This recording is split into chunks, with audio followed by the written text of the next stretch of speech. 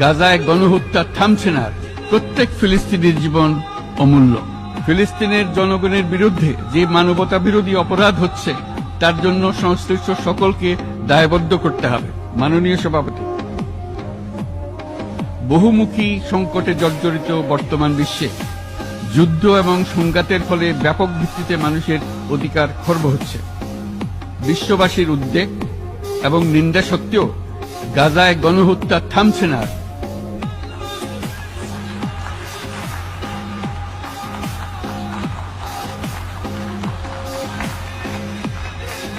ফিলিস্তিনের মতো বিদ্যমান বাস্তবতা কেবল আরব কিংবা মুসলমানদের জন্যই উদ্বেগজনক নয়, বরং তা সমগ্র মানব জাতির জন্যই উদ্বেগের বিষয়।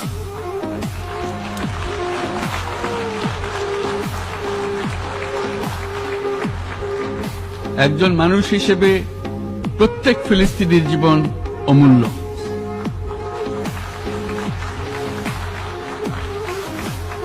ফিলিস্তিনের জনগণের বিরুদ্ধে যে মানবতা বিরোধী অপরাধ হচ্ছে তার জন্য সংশ্লিষ্ট সকলকে দায়বদ্ধ করতে হবে।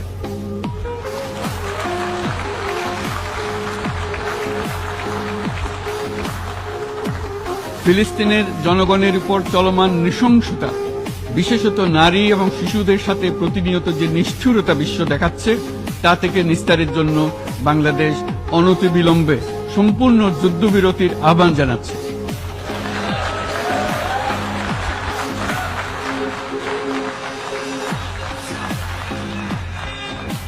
দ্বিরাষ্ট্রভিত্তিক সমাধানেই মধ্যপ্রাচ্যে টেকসই শান্তি আনতে পারবে।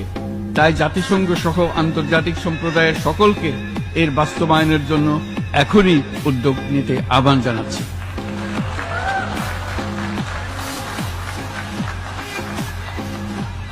গত 2.5 বছর ধরে ইউক্রেনে চলমান যুদ্ধে বহু মানুষ প্রাণ হারিয়েছে। এই যুদ্ধের প্রভাব সর্বব্যাপী, এমনকি বাংলাদেশের অর্থনীতিতেও এর নেতিবাচক প্রভাব আমরা অনুভব করছি। আমরা তাই উভয় পক্ষকে সংলাপে বসে বিরোধ নিরসনের মাধ্যমে যুদ্ধের অবসান ঘটানোর আহ্বান জানাচ্ছি।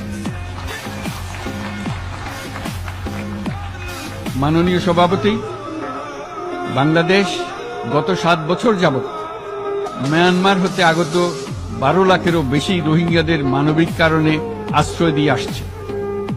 এর ফলে আমরা বিরাট সামাজিক, অর্থনৈতিক, পরিবেশগত ক্ষতির সম্মুখীন হচ্ছি। মিয়ানমারের অভ্যন্তরীণ সমস্যা থেকে সৃষ্ট এই সংকট বাংলাদেশ ও আমাদের অঞ্চলের জন্য প্রথাগত ও অপ্রথাগত